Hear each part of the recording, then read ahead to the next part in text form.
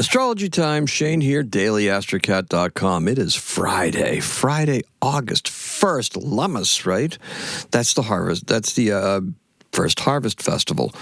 We have Sirius climbing up in the sky. It means it's harvest time in Egypt, back in ancient times, and the Nile will begin flooding in ancient times, right? All right, so got all that background for you. Look, the moon's in Scorpio all day long. Mysteries, that's what we're talking about, right? It's time to focus on the project at hand and not the things that are changing, but the evolving side hustle things, okay? Not your career changes, not the big changes that you're undergoing right now. Now it's time to focus on some other things, right? Maybe there's other things that are part of that big thing that you need to take care of. There's a shift of sorts, and I'm not sure quite what to make of it, okay? Think about it. Just before I came on here, Bitcoin hit an all-time high. What does that have to do with astrology, Shane? Uranus leaving Taurus and entering Mercury-ruled Gemini, right? But Mercury's retrograde, you say. That's right. So we don't know where that volatility comes from. We don't know where it's going. I'm not going to pretend I know everything about what the cats used to call cat coins in crypto. All I know is that I have one basic rule. You never invest anything more than you're actually willing to cast out the window and burn, okay? That's the simple rule.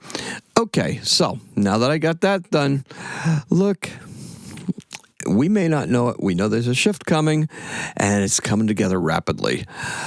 The moon presages. The moon is Scorpio. She knows things, okay? And the moon presages the things that we're going to be experiencing when the sun enters Scorpio. That mantra I gave you yesterday, where I will work with the flow. And by the time the sun enters Scorpio, I will be on better financial footing. That was the mantra. That's where we want to be heading. That's where the moon is pointing us towards today. There's a lot of stuff that we can do in the meantime, and there's other things that we can do, other avenues that we can pursue that will actually see that through. You like that? I do like that. Now, I told you about this. Venus is in the game now. This is a significant other, has a sudden avenue that just, appears to be able to help you. Okay? You're going to get some help. You're going to get some help from your intimate partner. You're going to get some assistance here.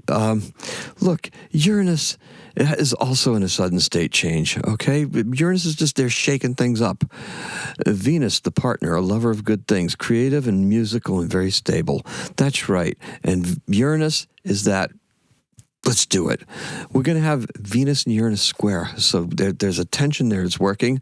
That's really going to work in our favor. It's like, those tectonic plates when they finally let go, that forms an earthquake, right? This is earth shaking. This is one of those kinds of events that's going to help form a stronger bond, and hopefully we are able to move forward and make some very nice music out of it, perhaps. Music, good stuff, right? Whatever it is that you do, whatever it is that you can do together, make sure you do it. And today's keyword is contribution. The color is the inside of a vampire cape. Sounds kind of ominous after all that kumbaya goodness, right? The sun in Leo is happy to be creating and maximizing opportunities. Okay, give the Leos in your life a pack of crayons and let them doodle away. Let them draw you a big sun and let that sun shine. It's Friday. That's all you have to do. Let others help you. Get done with the mundane tasks early. Just get that stuff done. All right? And get into an evening of creativity together. Don't take the crayons. Instead, offer gentle suggestions. Don't say, I can do that better. That would be silly. Gee, don't you think you'd like a little bit more orange in that? Better, right? Now, the moon in Scorpio is very intense. You don't say. The relationship of Virgo, Scorpio, and Pisces is complex and helps fuel the mystery and the depth of this Scorpio, Pisces, Virgo thing that goes on, right? It's that whole Persephone myth. I love it. It's been my own mantra forever. Virgo is a young Persephone abducted by Hades into the underworld, where she becomes the queen of Scorpio, right? Now, my ruler of the realm of Scorpio is Scorpia, which was like an amalgamation of those two things. Would be Persephone early on, and then Persephone is the queen of the underworld. We get to this point through Pisces, because Pisces, being a water sign, makes trines and is informed by what goes on in both Cancer and in Scorpio, number one. And number two, it's also opposite Virgo. And so that mystery is just so tantalizing and so interesting and so, it's there, right? Virgos, they come off as very exact and perfect and precise. However, there's a depth that's there that goes deeper than what you would absolutely think. And it's this connection with all things that are underneath the inner workings of stuff that's endlessly fascinating and is something to be mastered. Now, think about this, though. The Venus squares are perfected. So the Venus squares are with all of your guys there, right? Your Saturn and your Neptune. So those squares are going to perfect.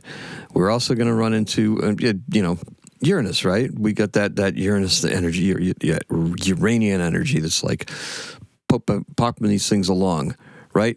We're in a position to create, but we're creating on existing projects and things that are going backwards, right? Those dreams that we're having that are suddenly very, very clear, because Neptune retrograde is no longer really concealing. It's kind of like revealing just a little bit as it pulls back. That the nimbus, the nebula that surrounds it, that keeps everything clouded and behind a veil, just kind of like just past, and you can kind of see the shape of the outline underneath. Kind of a cool thing, right? Now, Saturn with the limitations, those limitations relax, and it becomes a doorway, because Saturn is going to once again pass through Pisces. Once seen as the end of the planets, I've already gone through this a lot of times. Saturn's brother Janus was the Etruscan god of doorways as well.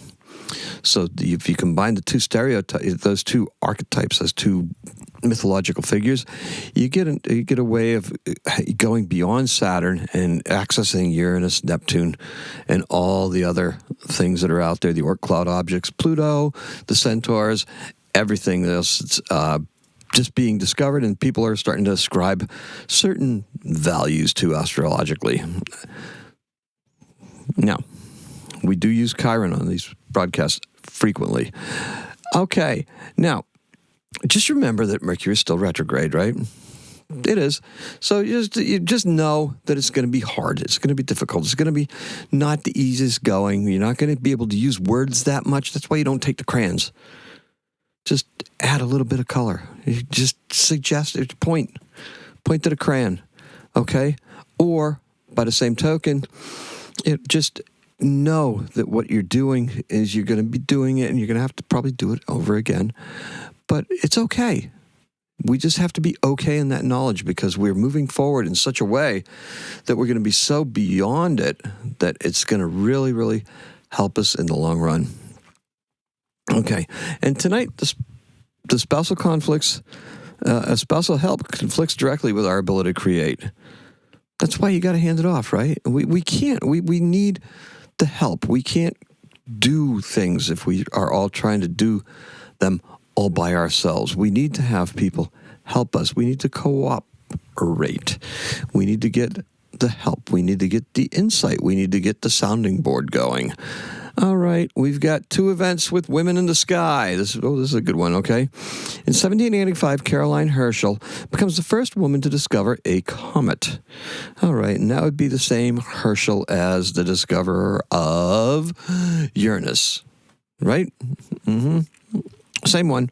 Okay, And in 1911, Harriet Quimby passes her pilot's test and becomes the first U.S. woman to earn an Aero Club of America Aviator certificate. We cover Harriet Quimby, a couple times. Got her pilot license in 1911, crashed her plane and died in Massachusetts in 1912. And that's all we got. Well, no, it's not. Our birth is in 1942. It's Jerry Garcia. He's an American rock and bluegrass guitarist from the Grateful Dead. They did Uncle John's band Ripple and Broke Down Palace. And he's a painter, and he's born in San Francisco, California. He unfortunately died in 1995. That's all we have for you. Thank you so much for joining me. I appreciate and love every single one of you.